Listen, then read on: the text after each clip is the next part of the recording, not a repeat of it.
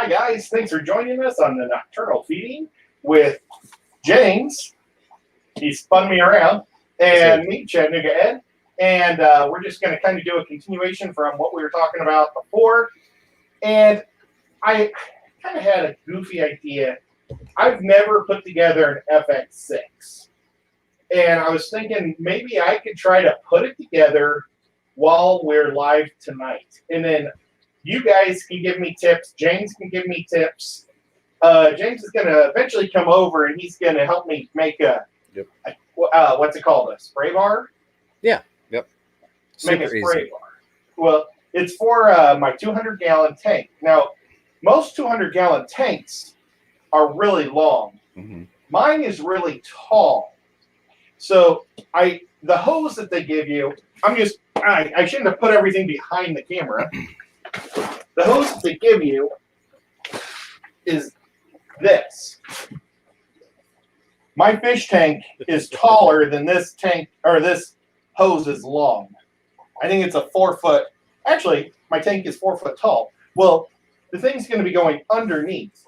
So I had to go to Lowe's and buy 2 10-foot cable or tubes for this thing to work. And so we're going to, I don't know if we'll set up the actual tubes or not, but we'll set up the stuff on the insides. And we'll take your guys' feedback, and nothing is set in stone on how I do anything, so we don't have to stick with any particular thing. But James, are you still there with us? I am still here. I hope you can hear me. Yep, I can hear you. All right. I don't see my chat, though, because I never get to see my chat until after I go live. So James is going to say hi to people while I log on to YouTube. Absolutely. We've got 62 people watching. 37 of you all have hit the thumbs up. If you're like myself and forgot to hit it on the way in, do me a favor, smash that thumbs up for Chattanooga Ed. I really do appreciate it. A huge hello and welcome to Zip Gun, Radul saying Collins Critter Cave, Delilah's Critters, Geek Boy, Muddy Boots, Sand Creek Aquatics 2, Sandy Dowdy. Good to see you, Sandy. TN Aquatics, Fish and Floral. Rolling through here. Lots of repeats saying hello back and forth to each other. Tank Top Tropics, Edgar Reyes, Justin Powers. Sandy, I know I said hello, but I'm going to say hello again because my chat's frozen and you're the one I'm looking at. Michael Wesh is here. Danny Wesh, Michael Long, Rico Stan. What's going on? S, the easiest name to say in the whole group. Appreciate you being here. Greg the Guppy Guy. Paul Sotero is joining us. Going to drop some more knowledge, I'm sure. Tampa Tom Fishing is hanging out. May catch the replay, may hang out and listen. Either way, always appreciate you, Tampa Tom. Collins Critter Cave. And again, a shout out to Merdul, who does do some amazing compositions. Truly, truly gifted. So very, very cool there. Fish and Floral, Rebecca Jackson.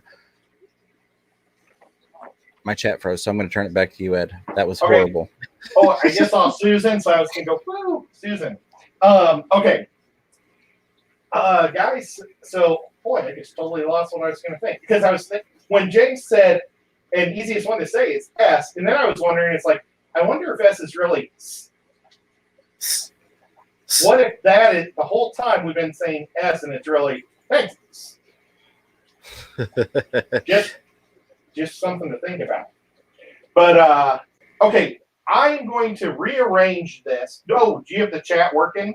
I do have the chat. Okay, because I'm going to have to push the camera back to bring the canister in front. If that makes sense. Yeah, absolutely. Okay. Let me remove a few things here. Oh, I want to do a big shout out also. Of course, you know, my local fish store guy, Aquatic Aesthetics. He's always so good to me. He gave me this week, this is a light that snaps to the back of your fish tank. And I forgot what these things are called. And then you roll out this is a white coating that goes across the back of the tank, and then you can do all sorts of things like make it look like a sunrise in the back of your tank. You can do all sorts of cool stuff with this. Nice. And it's for a 55 long, and I'm going to be setting up 2 55s on a rack in the corner or in the side of my tank or side of my fish room. It should be about the last major things I need to do to the fish room. And James is going to help me plumb it. I also, he sold me his used sump that for just a great price. It's just, he was being super generous with that. So I'm going to hook the sump up, and it'll be my first sump system. So I'm going to have 255s on a sump.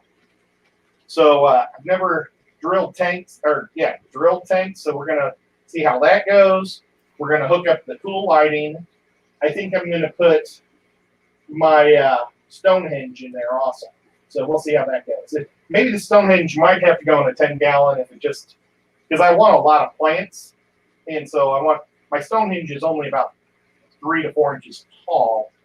And you guys may not have a clue what I'm talking about, but I made a little Stonehenge clay setup that I plan on using in the middle of the tank. And I just always wanted to see fish go through it. I don't know. For years, I've always thought it would be cool. Absolutely. So we've got Tim Kendrick saying, "Hey guys," in the chat. Danny, I am horrible with phonetics, so from now on, you shall be Danny W in the chat. We're going to leave it at that. Roll on down here. Where was it? Our man said, "Here's one tip. Never ever put a bunch of male guppies together. It's a disaster. I have many regrets. Sadness went through my heart when I saw them all floating at the top." And I brought that up because Ed and I have both done that. And I'm not saying that didn't happen at all. I'm just saying that we've both done it successfully. Again, it's one of those, what works for me may not work for you. I'm really sorry to hear that, but I wonder exactly what the underlying cause was. I know different strains, the males are more or less aggressive than others. That really stinks that you had that happen. That's really interesting, though. I'd like to know if they died from a disease or maybe like one betta fish might wipe them all out, because that's one fish that a betta might be able to keep up with. Right. Yeah, that's that. I don't know. I'd really like to find out exactly what happened there, because I hate to see that fail for somebody. I hate to see fish die anyways, as we all do. But I hate the fact that it didn't work out, because that can be such a beautiful setup, especially if you've got a smaller tank that you want guppies, but you don't want a lot of breeding going on. Getting some really nice males in there. Let's see. I love this. John McKenzie says, "I took a Sharpie and wrote FX6 on my son's son. Works great now." Absolutely. There you go. Tech Top Tropics says, "Fish Room Fever and Ed, how can I order your stickers?" So no purchase necessary. See store for details. Now you can send me an email, fishroomfever@gmail.com. Of course, send me your address. I have had people email me and say, "Hey, send me some stickers, please." And I'm like, "Sure, but I need your address." So send me your address, and I'll be happy to mail you some stickers. Huge thank you to blah. My mind is going blank. I will remember and say thank you. But we had one of the subscribers and members send some postage to help with mailing stickers out to people. Very cool. Nico. But yeah, just send me your address and we'll get you some stickers. Absolutely. The other thing, if you're near East Tennessee, check out Aquatic Marine, my local fish store. Of course, check out Rob at Aquatic Aesthetics down there by Chattanooga. But Aquatic Marine here in Knoxville, Tennessee, they keep my stickers on hand, although I need to go replenish them. They keep them right there by the register. So if you're in the area, you can always grab one from there versus waiting for it in the mail. Mr. Fish, sir, what's going on? Brad says, "Have you ever heard of using saltwater stone in fresh water to raise pH?" Yes. I have. I have not done it, but I definitely have, and I know a lot of people have done that with great success. Not personally, but yes, I could definitely say it does work. I've seen it work in a lot of instances. So go for it if that's what you're working on. And again, I'll put it in the chat. I did have a couple of people say they couldn't email me for some reason, and I'm not sure why, because I've gotten test emails from a lot of other people, and they all come through. But if for some reason you cannot get an email through to fishroomfever@gmail.com, and that's not going to have any spaces in it because it's an email address. So it's just one word, fishroomfever, no spaces, @gmail.com. But if you can't get to me there, you can send me a message on Facebook, like Pegasus Arena mentioned. I am also Fish Room Fever there. I am Fish Room Fever on pretty much every platform that exists. So if you find a Fish Room Fever on anything from Facebook to Skype to Instagram to TikTok, it's me, and you can shoot me a message. Messenger's probably the one that's going to be seen the soonest after email.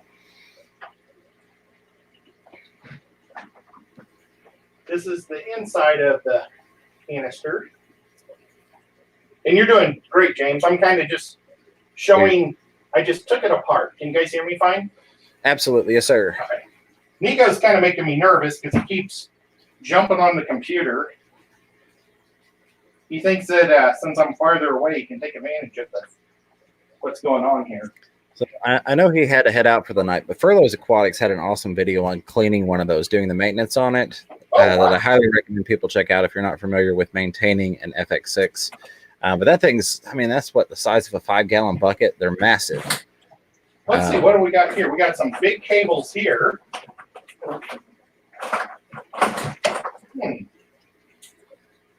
Oh, this is a nice big one.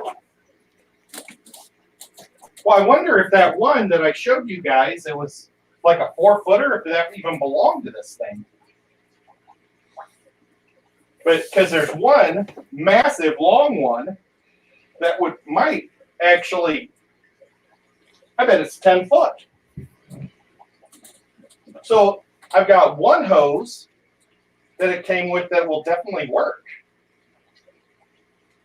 James, you still there? I am still there. Sorry, I was laughing. The chat saying throw Nico a box to play in, Ed. You know, I did. You know what? It did. When I yelled at him, it went angled. I gave him the FX box to get into, but it's, there you go, buddy. Now the two cats will probably fight for it. Well, so people that do FX, are there supposed to be 2 of these giant hoses? I will keep an eye on the chat for that. I do want to say, OLY Fish Guy says, Ed, this is S. Shrutza with a new A/C new name from Olympia, Washington. Sorry for being late. Just got back and traffic was horrible. Sorry the traffic sucked. Sorry about that, but glad you're here. Says, sorry, James, missed your stream, but surely going to watch the replay. It was a series of unfortunate events, so I'm sure you will get some good laughs out of it. But thanks for giving me a heads up on the name. I know I do get confused sometimes when people change their names. I appreciate that. Now I know who I'm talking to, and I really do try and remember you all's tanks when you ask me questions, because a lot of you all, you know, and I appreciate this, come back week after week. So I try and keep track of what your setups are when you ask questions. That way, a month from now, when you ask another question, I can go, oh, yeah, you had that, you know, that 20 long, like Paul Cetera that couldn't cycle. And then he finally broke it. And hey, we've got a special guest behind the stage here, backstage. Here. Hey, Bob, have you ever put one of these together before? It's an FX6. Once in my life have I done that. Well, and I'll never do it again. Oh, great. Did it come with more than one hose? Yeah, but I only used one. All I have is one hose. What do you use? How do you use? Did you cut it in half or what? Yeah, I cut mine in half. See, my problem is my tank is a 4-foot tank, and so it needs to go up and down. So it's got to be about 10 foot of hose. But they gave me 10 foot of hose here. Yeah, I just chopped mine off. But I wonder if I'm going to have to buy another one of these things. Well, if I may, as the guy that's going to have to come run the plumbing on this thing, please don't cut that hose yet. No, the tank's a 4-foot tank, so I'm not going to cut the hose. But I'm thinking I might end up taking this 20 foot of hose back to Lowe's and just get one of these because I would rather have the right thing. You know? Weird. Maybe that's why I got it at such a reduced cost price. Okay, so look at this is like their filtration thing, and it's like you guys can't see it really. It's 3 cylinders. The top one is pretty much all foam. The next one's foam and comes with some little like porcelain media stuff. Then the next one comes with these little socks where I could put activated carbon in there, but I don't think I will. I've got a bag.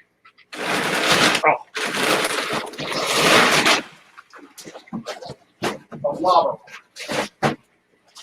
And I'm going to use this as demonstration to put it in, but I'll wash it off before we run water through it ever. But what do you think of that as an idea, James? I mean, I'm a huge fan of using lava rock for filtration media, so I'd say awesome. Of course, like you mentioned, rinse it out beforehand. But other than that, I think that'll work well for you. So I'm just going to throw it in here. Oh, you can see the dust on it just when I drop it. I'm going to grab a couple things from the chat while you're doing that. Whips World says, I totally forgot the time change this week. I missed John and Lisa completely, 99% of your show, and for the first time ever, caught Ed's show from the beginning. LOL. Well, we're glad to have you here, Whips World. Thank you for hanging out with us. I know the time changes for the shows have thrown people off a bit, and I apologize, but I think it's been helpful, and it's allowed some people to watch the shows that normally don't stay up quite late enough to watch them. Yep. And we appreciate it. Okay. So, how's that look? I think that'll go on good. the bottom. Get rid of this. Now, do you think I should just go with this, or should I put some other stuff in? I mean, the ceramic rings are good stuff, in my opinion. Yeah.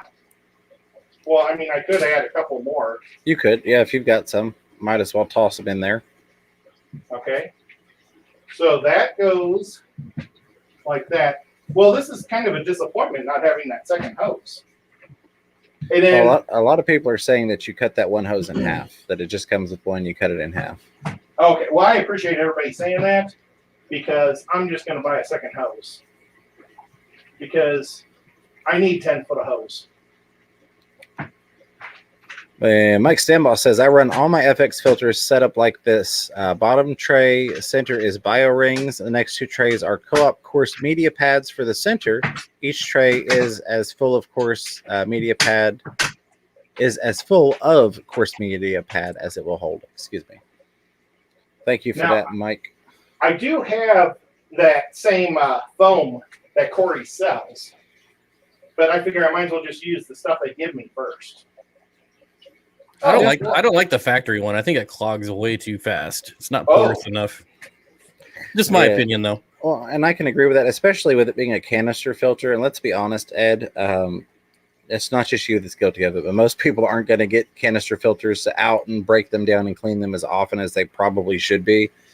So I think a coarser sponge is probably going to be better for you, as suggested. Or a more porous sponge. Yeah. Okay. Larger pores. Well, you know what? That makes sense, and I will do that. Of course, now I got to get rid of these. Ed, bless his heart, I'll be over there one day, and I'll be like, Ed, your FX6 is like putting out no water. Can I please rip it apart and clean it for you? And the last one was just a real thin one. But, yeah, I'll put Corey stuff in there for sure. That makes sense. Oh, these things just slide in and out. Man, who cares? I don't think I'll do it. Can I interrupt with something completely off topic? Yeah, absolutely. Go for it, buddy. Oh. Has there been any new developments on the Tennessee meetup? Negative. Not with the current. Well, this is Ed's channel. He doesn't care to say it. Not with the current COVID situation. It's still too cold here. I mean, it's too cold to have an outdoor thing, but hopefully still on the table though at some point. Yeah, it's definitely going to happen once it's permissible, because there are all sorts of different rules with masks and meetings and all of that stuff. And one of the big things with it is vendors being willing to send out I can't think of the word. Not spokespeople, but you get what I'm saying. Representatives? Yeah, reps. You've still got, and there's Patty. Patty was the name I couldn't think of that had sent out the postage for me to send out stickers. Thank you. But, when all of the manufacturers are like, hey, we're not sending reps out to any shows right now, that kind of kills it. Because we want to be able to have reps there. Because there's 3 of the other shows this year. There Well, are. Aquashellas? Yeah, that's it. They probably don't care about the reps because it's such a smaller thing, with all, I don't mean smaller, but it has like lots of independent people that show up. It's, Aquashella is supposed to be the opposite of the aquatic experience. So it doesn't have the big people. It has a lot of independence, I think. Maybe that's why they can do it. And a lot of artists. Yeah, but it is still in the works. Went through going and paying for, trademarking the name and everything. So it will happen, and it will be a regularly scheduled thing. It's not just going to be a one-time meetup. But right now it's a matter of dealing with the 2020 fallback, if you will, or fallout, and trying to get everything straightened out. But I'm really looking forward to it. And as soon as I can safely announce anything and we know exactly when we're going to do it and people are willing to come and show up for it, it's going to happen. Nice. I'm looking forward to it still. Yeah, and I am too. Are you thinking about, have you been to an Aquashella, Bob? I've never been to an Aquashella, and I won't most likely ever go to one. Okay. James and I are going to go to the Orlando one. It'll be our first time. I don't know if James is talking about going to Chicago, but I think Orlando will be the only one I do. Yeah, that would be whatever one you go to, which I know we've talked to Orlando. That's going to be the one I go to. Got to get things situated, if you will. It's your channel, so I can say it without feeling bad, because there's no monetization here. Financially, it's not feasible for me to go to any other things. It's one of those, I'm going to tag along with you and pay my share of the tickets and the motels, and other than that, I'm not in a position to go jet setting around to all the things. Well, Orlando, though, offers a lot of other things than just the Aquashella. It really does. I love alligator farms. So I get to see some alligators when I'm there. It has aquatic. Wait, no, not aquatic. The cichlid guy who sells all the cichlids in his farm. Starts with a T. Tropic Farm. Mike. Yeah, I know his name is Mike. Yeah, he has a cool beard. Yeah. Imperial Tropicals? Yep. Yes. I always forget it too, but I just know Mike. I would love to see his place. Father Fish is now apparently, I don't know if he sold his business or what, but he's retiring. So Father Fish won't be in Florida when we get down there, James. I don't know if you're aware of that. I hadn't heard the final on it. I haven't been able to catch a lot of YouTube stuff lately. I kind of heard it was in the making for that to happen, but it's kind of sad we won't get to see him when we're down there again. But that was a blast getting to do it while we did it, and I'm glad that we did. Yeah, we actually, when we were down there, we got to meet one of the potential owners, like the future owner. So he was a young guy. I think he was from Canada, which is really bizarre. I thought he shut down his store. Did he not? Is he just selling it? I don't know. Well, he was trying to sell it to that Canadian guy when we were there. So somebody, I don't know whose stream I was in, said that he's shutting it down. No, maybe it's just more affordable and easier. Because sometimes, yeah, Geek Boy says Father Fish is just closing down. He said it was pretty tough because like half the population there doesn't live there. They only come for the summer, and they didn't come last summer, and that was really tough on him. And they didn't, the government had those deals where they're trying to help out businesses, but they didn't help out, I don't think, too many fish stores. No. Yeah, and like Susan for SLC said, he will most definitely still be on YouTube, so be sure to check out Father Fish. Yeah, Father Fish is super cool. We got him to buy him. I'm pointing to mine on the tank like my camera's actually working, and you can see me pointing. Oh, at the sticker? Well, that's all right. So, Bob, what have you been up to lately? I'm building a new fish room, and fish room and studio, as a matter of fact. Even though I just got done building a fish room and studio, now I am building it again. It's going to be, the nice thing is, though, I've learned a lot, like personally, as far as what I want and don't want. So I'm going to focus more on sound on my new studio and like sound deadening, things like that. And then I'm also maybe going to attempt auto water changes in the new fish room. Ooh. Oh, If not auto, at least more technology, so I can just go on my phone and be like, boop, hit a button and start the water changes and say, just run for an hour or something. that's awesome. So we'll see. Did you figure out your heating situation? Because originally I was going to go with, I even wrote down that heating unit you bought that kind of fit on your wall. Mm-hmm. But then you told me that I shouldn't do it because it really didn't do a good job. It's very inefficient and it causes insanely high heating bills. And I think I've had it for just about a year and the thermostat is way off. So I have to have it set at 88 now to have it at 78. Oh, man. Well, So I bought one of those oil ones. They look like an old fashioned, and I tell you, it's amazing. Yep, the ones that look like a radiator, kind of. Yeah, it's a radiator. I have it right on the other side of the table, so I can't really flip everything around to show you. Those are my favorite. I had one as a kid. I lived in this really, we weren't that wealthy, so heat wasn't really available in the house. And so I had one of those old oil heaters, and that thing was just amazing. And I almost bought one, but I was like, no, I'm going to try this fancy one, and I shouldn't have. Yeah, so it's funny that you mentioned that because our heating element, again, it screwed up the other day for some reason, and it would not come on for the past several days. And so I've been running one of those oil heaters in the living room where the majority of the fish tanks are. And then I even went as far as to open up the fireplace and like try and scrap some firewood from the little bit of woods that is next to my house here, my trailer, whatever, just to warm up the fish tanks, just to keep the fish happy. And unfortunately I was able to kind of play with it, and it's working well enough to keep the tanks at a good level. But those oil heaters really do an amazing job for what they are.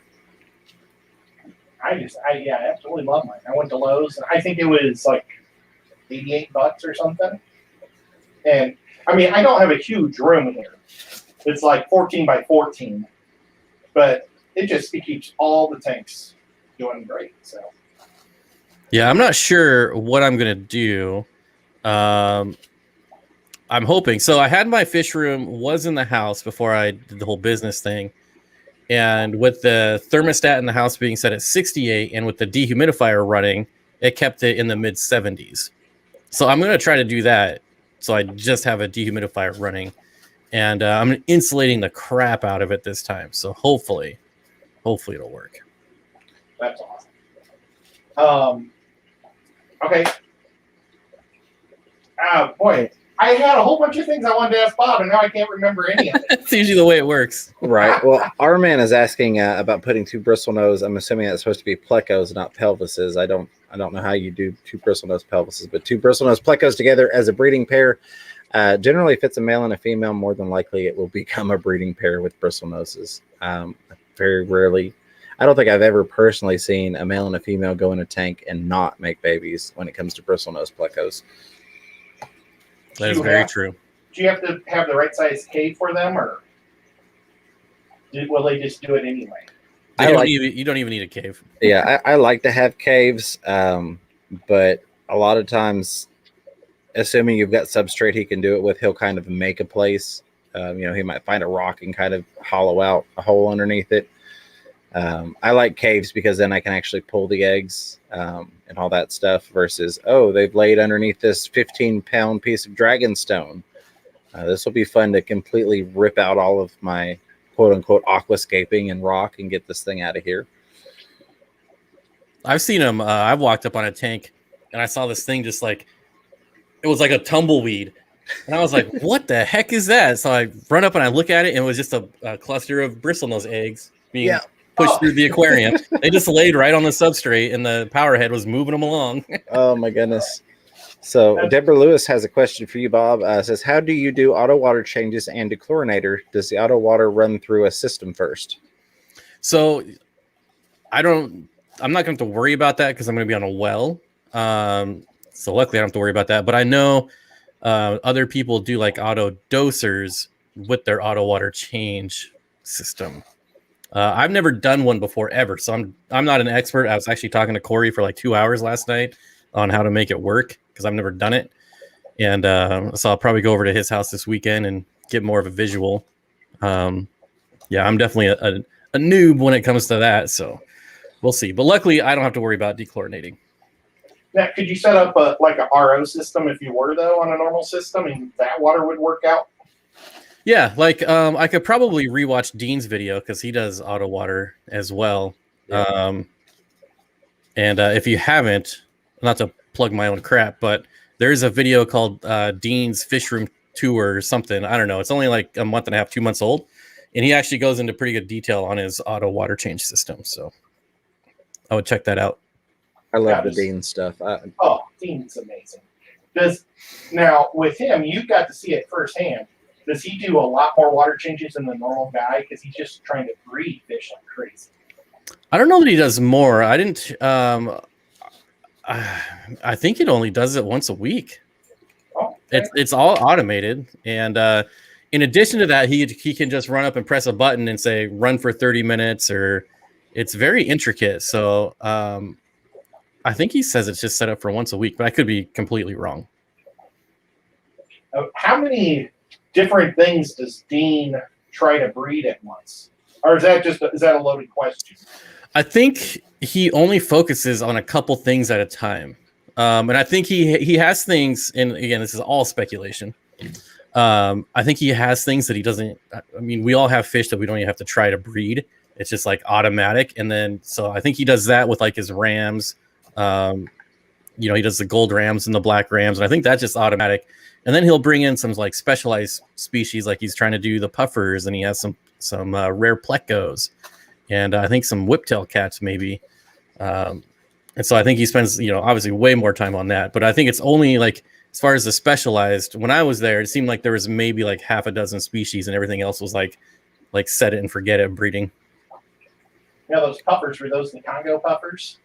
It's spotted Congo, yeah. Oh man, I would love to see what those just look like. I mean, I've seen the videos, but just to be able to see it in person would be pretty cool. I got a ton of B-roll, and it doesn't do it justice.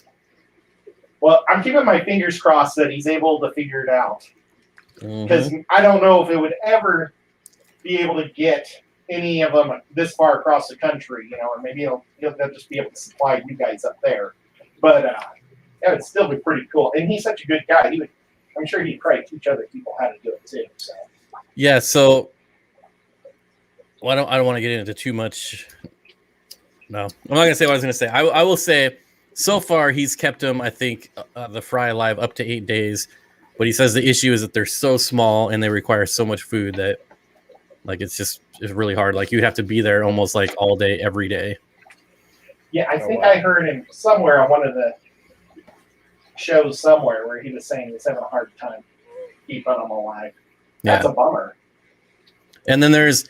there are people that are breeding them, but they are not really forthcoming because right now, they're the only ones doing it. So they'll give you like some hints, but not exactly the full story. And which, it's kind of a thing in the hobby, unfortunately, but it happens. Yeah. Now, are those guys like in Germany, or are they actually here in the States? I'm not going to give away any more information because I don't want to be like the start of any kind of drama. I cannot confirm nor deny. Yeah. I'm sorry. Yeah, I don't know why I absorb this stuff, but I enjoy watching. It's like the drama of it, and but I'm always rooting for Dean. So he's like, if I don't know, if you'd be watching a whole bunch of maybe Survivor or something, he's the guy that I hope makes it to the end.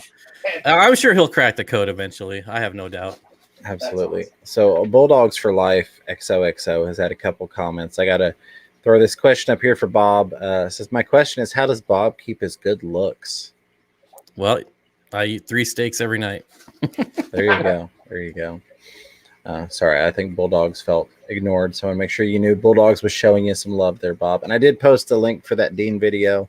I've got it playing over on the other monitor. I'll have to actually watch it when I can listen to it later on, but awesome looking stuff. So, Yeah, I'm sorry. Go ahead, James. I was just going to say I'm very, very envious of the relationship that you have with Corey and Dean. I think that's super awesome that you get to hang out with them and go check out the coop and, go do Dean stuff. And it's always fun when I see that stuff pop up on your channel. And I found things that, I didn't even know about, even though I'm a huge co-op fan. Like the, oh God, I can't think of what they're called now. the hang-on containers from the specimen containers. Oh, yeah.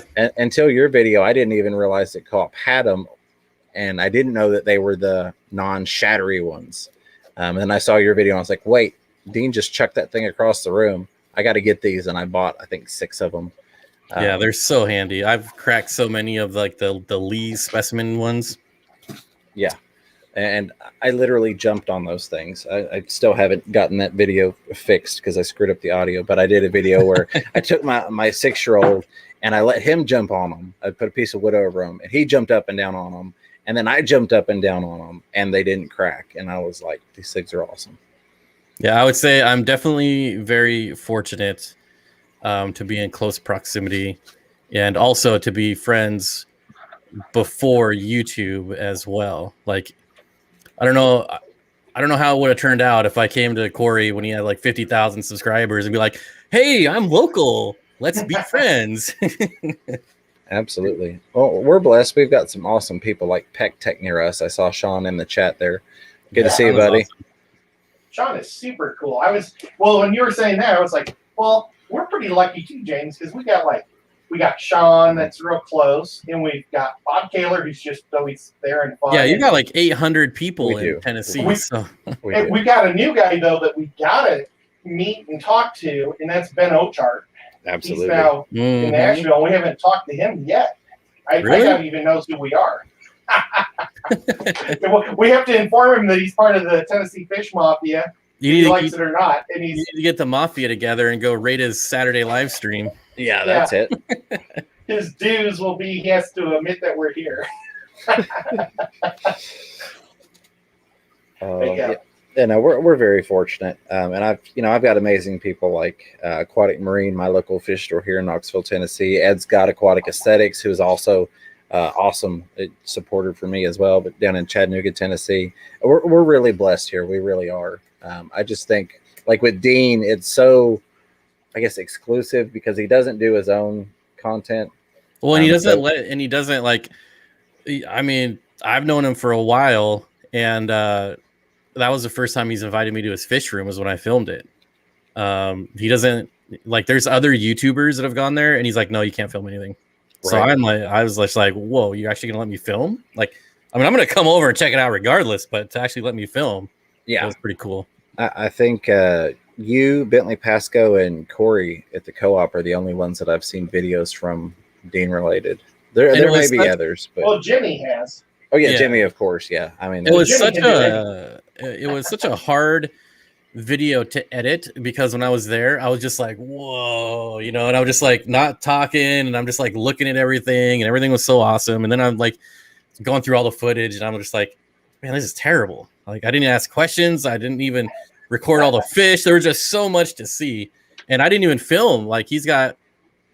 I mean, I don't know if it's like secret, but he has got like a whole nother room full of fish tanks outside of that fish room. So there's still way more to film there too.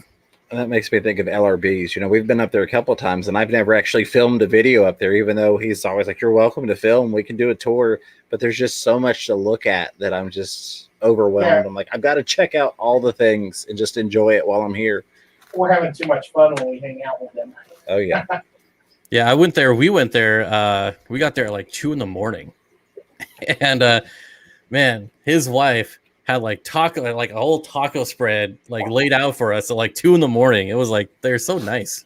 They are, and that's one of the things that I enjoyed is they're late night people like myself. So I think Ed and I were there, and we're like, hey, let's order some food. And it was, I think, like 1 o'clock in the morning or something like that. What's open? It was Oddball and Lucas and his wife and Ed and myself, and So that's always fun because, you know, not everybody's like that. Some people, it's like, okay, it's 9:30, I'm going to bed, which is fine, but that's just not how I am. So I enjoy late night people. And then I want to talk about Peck Tech for a minute because I love that dude. I've only met him once, and I'll never forget seeing him at the Aquatic experience with like the huge filming contraption. I don't know if you guys like some steampunk inspired camera light holder. And he just walked over. He's like, "Oh, hey, Bob, how's it going?" Just like we've been friends forever. Like I've never even really talked to him, and he was just like the most down to earth person ever. Sean is awesome. So I'm going to tell a little story here, and I don't think I've even told Sean this story. He's a part of it, but I had talked to Sean Pecktech about doing a video with him, and I was, you know, asking to do it on my channel because I would never just try and impose myself onto someone else's channel, especially a larger channel or a channel with more subscribers, however you want to put that. So I come over and I've got my little gimbal and I film off of my phones, and, you know, I've got my little setup, and I walk through his door and he's got this massive setup. I mean, he's got the light rigging and multiple cameras and all the fancy stuff like you're talking about. And I'm just like, he's like, well, and we're going to do this. He's kind of walking me through his filming process. And I was very honored that he actually had me on his channel. But it was very much one of those, I felt like I'd never done a video before because I got set down in front of all the fancy stuff and was kind of like, okay, you've done this, just breathe. You know how to shoot a YouTube video. Very, very cool setup that he has. He also, though, as Ed has mentioned, can go stealth mode and take his little teeny camera and you don't even know he's filming and you're like, oh, sorry. Yep. I got to interrupt him during one of his shoots. That was terrible. You know what's funny? Yes. Oh, sorry, go ahead. Well, he just, like, on our drive, he was saying, I was like asking him, does anything bother you, Sean? And he says, well, the only thing that bothers me is when people interrupt while I'm shooting. And then I go and do it. I just walked right in. I felt so bad. But Maybe he thought you did it on purpose just to be funny. Yeah. Because that's something I would do. He didn't give me the evil eye or anything, though. You know, I deserved something. And I was just gonna say, so I think I've been to 3 aquatic experiences, and you can go back on my channel and I crapped on all 3 of them. But now that it's been a couple years, I kind of miss it, and I wish they still did it. Even though I was like, I'm gonna get this place shut down. Now I'm just like, man, I kind of miss it. Right. Like, oh, I did not get to go to one, but I definitely wish I had, even if it was just so I could complain about it. It's so I mean, I've never been to Aquashella, so I don't want to like say it's crap, but I've just heard it's like really crowded, whereas the aquatic experience is just like super wide open. So that's what I liked about it. I love that too. There's lots of vendors, and you can get free samples, and I got all sorts of free junk. I love getting free junk, and I took my dad, so I got double free junk. That was pretty cool. You know, I told my dad, okay, when they ask you what type of fish you have, I would tell them, okay, just tell me you have guppies, or tell me you get, you know, something that I had, so we would get double the same thing. And that was a lot of fun. I wish they still had that. I just wish they would rotate cities every year, you know, and just jump like a star all over the states. You know, maybe it was in New York twice, and I think that's what killed it because it was just so expensive there. Mm-hmm. But they could do it in Houston. They could do it in San Francisco. They could do it in Denver. You know, just Atlanta. You throw it all over the place, these big cities. And well, I heard apparently like the group of people, whoever it is that put it on, like just hated doing it. So it's almost like they were looking for any excuse to not do it anymore. Nuts. But that's just hearsay, but that's just one of the rumors I heard. Plus, once they moved it to Jersey, they made no money. Obviously, it's insanely expensive there. Yeah. I mean, the room that I got was terrible. It was the only place I could find, and it was an extended stay. And so while I was walking to my room, I smelled so many different foods coming out of it was strange. Oh, well. Okay, go. What were you going to say, James? I was just going to say, I'm posting the link for that video on PecTech's channel that I did with him.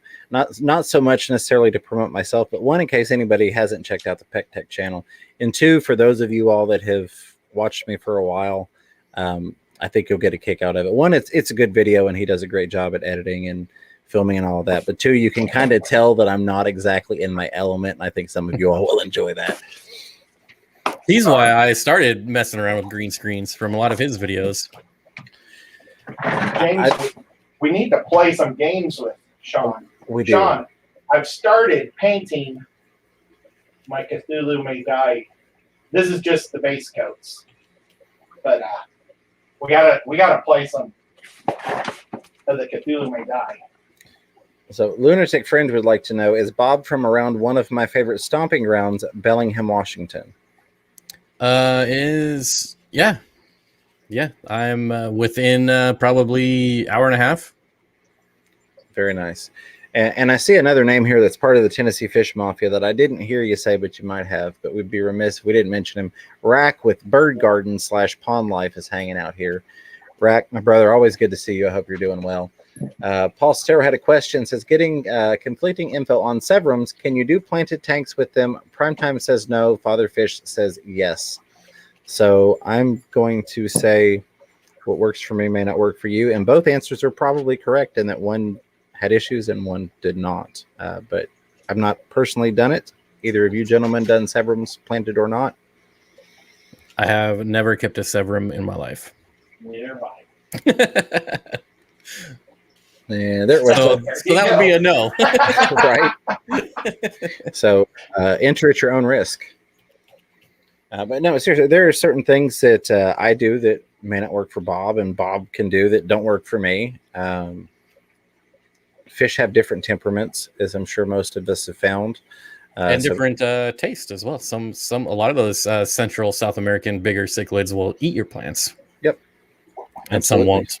Yeah, there are people that have had success with Oscars in planted tanks. It's not nearly as common as other things, but people have made it work. Delilah's Critters did say, forgive the idiotic question. No question is dumb except the one you don't ask. So I'm going to say that. But can someone please tell me, in what system or application do you use Purigen? I've never used it, but have heard great things. Bob? I tried it once, and it was really gimmicky to me. It's supposed to just be like a water purifier. And it's like, I don't know. I wasn't impressed. It didn't make a difference in my tank. I've not used it because I've heard stories like that. I don't want to say conflicting results, but again, we'll just go back to what works for you may not work for me. I've not actually tried it. I've not found a need to go out and get it. So I'm not going to say bad things, but I'm also not going to say good things. I'm also going to say I've never used it, so I don't know which application it works best. I don't like to add chemicals to my tank if it's not needed. It's basically something that people use instead of like charcoal. It's like a charcoal replacement. If I remember rightly. Yeah, exactly. But yeah, I think it's a lot of it is just people like, oh, it makes my water so crystal clear. And I was like, well, your water probably would have been crystal clear regardless. So right. Have you tried a polisher? But Bird Garden says I had a planted goldfish tank. So there you go. A lot of people, goldfish are notorious for murdering plants, but Rack had one running, no problem there. So it really depends on individual trials. So give it a shot. Be prepared for the plants not to survive. That would be my advice. Would be you can try it, but be prepared for them not to survive. Like somebody mentioned, try and make sure it's a well-established planted tank before you put the Severums in. I like that idea, but just go into it knowing that it may not work out. And going back to Purigen, I'll say my favorite water polisher, put quotations, polisher, is just good old-fashioned batting from Walmart. Yep, good old polyfill. Yep, by far my favorite thing. And now, you put that in a hang off the back and just let it run through, or how do you? So let's. If I have something here, here we can use this little box here. So say like this is the cartridge that goes into it. Yeah, so I would take that.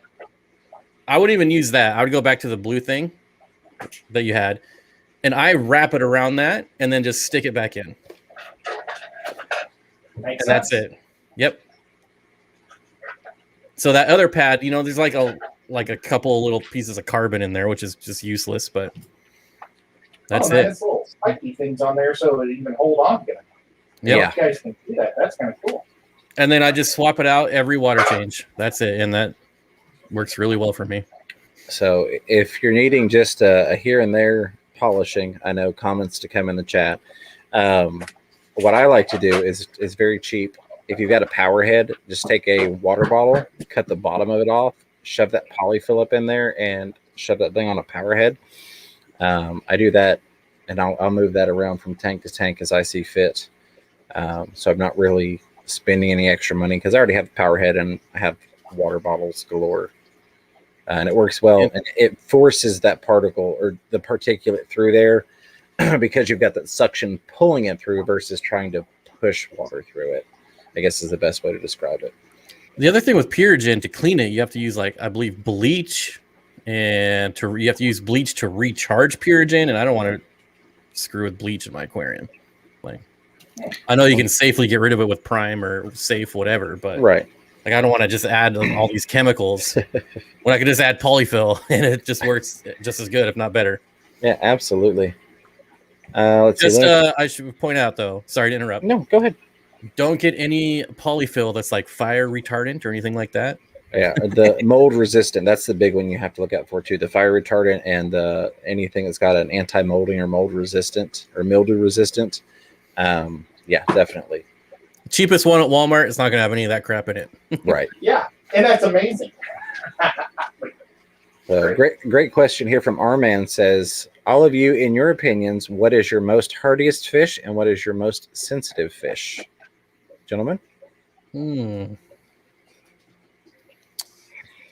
going to think about that one for a minute. Yeah. I don't have very many sensitive fish. I guess I've got a couple of goldfish right now, and they're about as hardy as it gets. The Weichers are pretty hardy.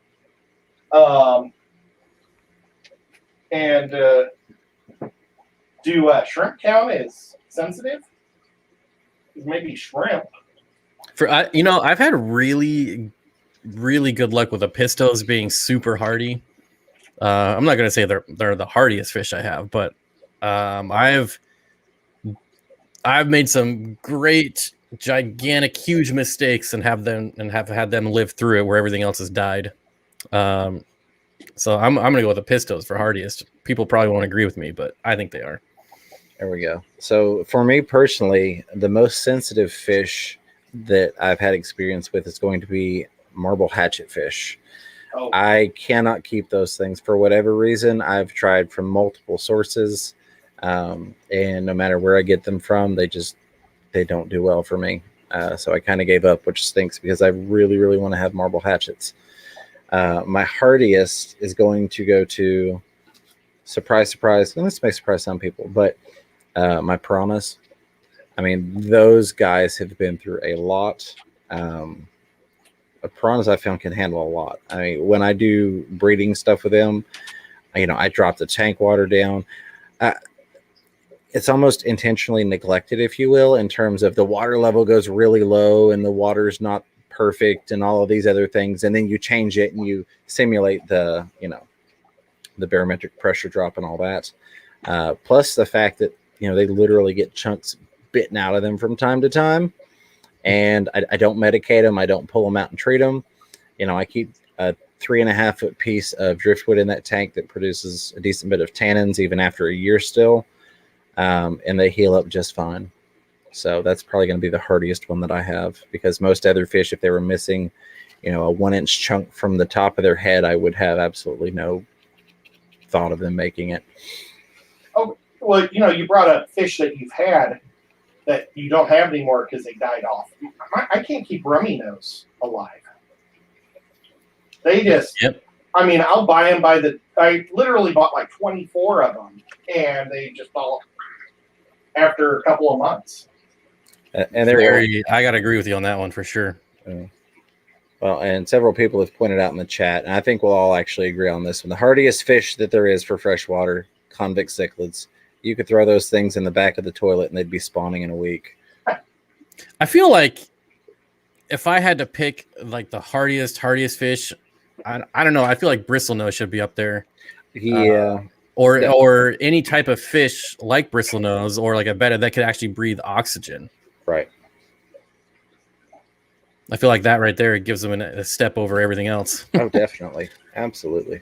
But my sensitive fish, I hate to say it, but I gotta say rainbows by far. Oh, I've That's never had surprising. rainbows. I didn't expect that. Especially pseudomcgill. So they're very easy to take care of. But if you start putting off, maybe you miss a water change, that can really cause some issues. They're really prone to tuberculosis. And, they say like 70% of all fish have it. They just don't show symptoms. And when you start missing water changes with rainbows, they can start showing signs of that pretty quick. And like pseudomcgill for cattas are really sensitive. You really got to have their parameters dialed in. So yeah, I hate to say it, but rainbow fish. And Jeffro's Fish Keeping brings up a very valid point. I know Ed and I have talked about this before, but says, I had bad luck with fancy guppies, LOL. They didn't like my water. If the females were pregnant, the babies would thrive, but the adults always would expire. Definitely. And that happens a lot with box stored guppies, I've found. I almost always plan for the females to die off if I get them from a PetSmart or a Petco or something. And even a lot of times what the local fish stores can find from the wholesalers are just not hardy enough / I guess used to the water regardless of where they're going.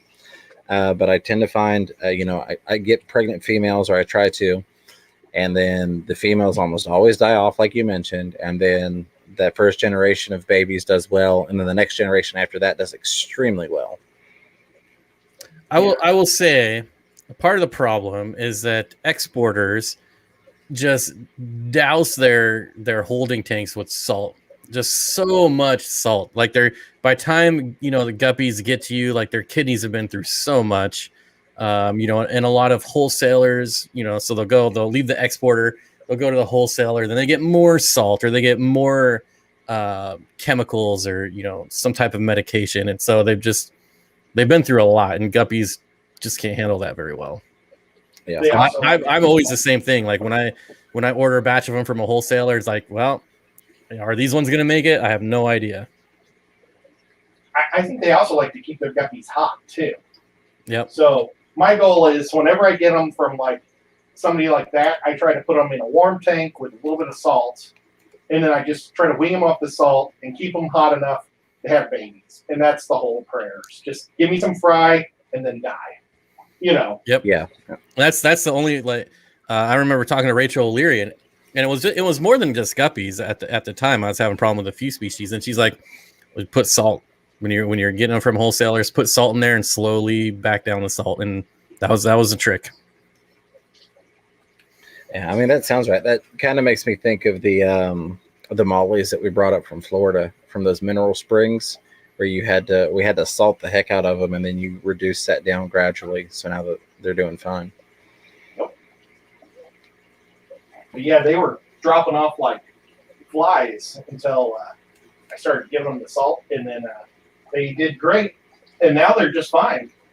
And I mean, I still have the original wild ones doing fine. There's still 10 of them in there. Haven't lost one. It's crazy.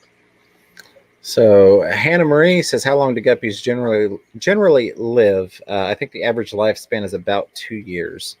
So that's another thing to keep in mind when you get them. And part of the reason that I prefer to sell juvenile guppies is if you buy an adult guppy, you don't really know how old it is. It's real easy to get guppies that are at the end of their lifespan. If it's a fully matured guppy, it might only have 3 months left to live when you buy the darn thing. Well, the other thing is, it also depends on what type of guppies. Like the bigger guppies, like the Moscow ones. I mean, I've seen those go up to 5 years. Yeah, so definitely. But still 2-3 years is what I would put them at. And also, excellent suggestion. Always, not just guppies, but always buy younger fish. People don't like buying small fish because they want like, big, beautiful fish. I'm like, I only want to buy fry. It's like the best value. Yeah, absolutely. So our man's got one more for us, and then I think we're going to wrap it up because Dave's aquarium thoughts will be coming up here in just a minute. He's scheduled for about 11 minutes from now. But our man says, now what is your most sensitive plants and most hardiest plants? There's so many as far as what could be sensitive. I mean, you just take a look at any of the high tech plants, like the Erios. Although those plants have been getting better now that there's so many of them in the hobby. The hardiest, I mean, Java Fern, Anubias, Crips, all the basics are pretty hardy. Absolutely. I can't believe how Val grows like crazy. Yeah. Hey, I kill all my Val, so. Oh, I got more than you can shake a stick at. It's terrible. Yeah, it dies. I don't know. It must be the soft Seattle water. It just does not like it. Gotcha. Well, that makes sense. I really don't have anything that's a sensitive plants. And it may be because I don't want to say avoided sensitive plants, but typically the more sensitive things tend to be more expensive. And so like I haven't dealt with buses and things of that nature.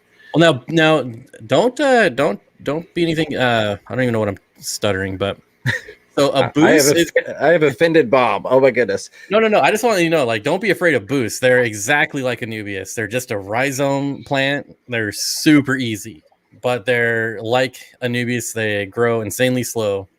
But yeah, they're a super easy plant. I would put them right there with Anubias as far as difficulty level. Gotcha. See, I've had a lot of people, and maybe it's just because they're slow growing that I guess didn't have quote unquote success in their opinion. Well, and it's also like anything else. Like there's people out there that sell them that have been growing immersed, and then there's people that sell them submerged. So if you're getting them immersed, then it's going to take forever because they're so slow. Absolutely. Well, but it's a plant. It's definitely worth spending maybe $10 on one.